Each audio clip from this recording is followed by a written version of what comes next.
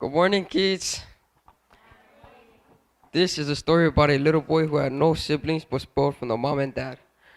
Growing up, he would always be playing on his Xbox and tablet. When the parents asked him to do chores around the house, he would be disrespectful to them, knowing that the parents love him so much that they hold back from giving him a spanking. It went on to the point he got so addicted to playing games on his Xbox and his tablet that the mom and dad had taken away all his electronics just to teach him a lesson.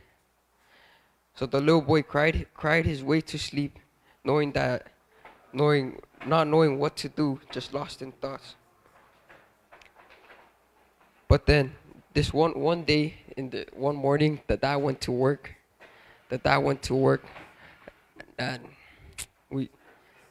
The dad went to work, and he got into a deadly accident. He couldn't make it. When the cops came to their house, he asked them, or he had told them the news that the dad didn't make it. The mom cried. The mom cried, but didn't want to tell the son. But then when the son had found out, he didn't care because his heart was full of hatred that he towards the parents. Came to the point where the mom had to send him to the grandparents. So, the mom felt so bad she got sick. When she went to the hospital, the doctors had told her that she had only 24 hours left to live.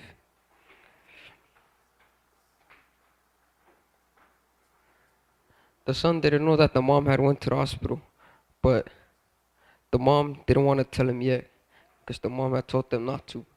But the mom said once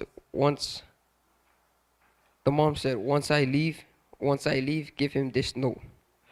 And on the note said, if you're reading this, I want you to remember one thing more than anything. I love you from when the first I held you. Always respect your grandparents and treat others the way you want to be treated. You will never be alone.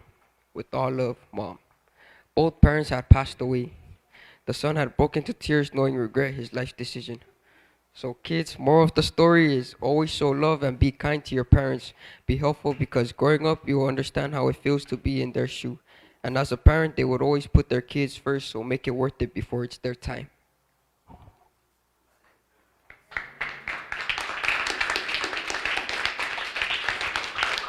I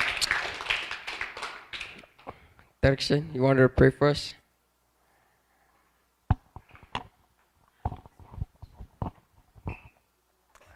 So, dear Jesus, thank you for this day. Please help us as we go back to our parents, and please help the ones who are sick, and please help the ones who are traveling everywhere, and please help us as we can participate. In Jesus' I pray, amen.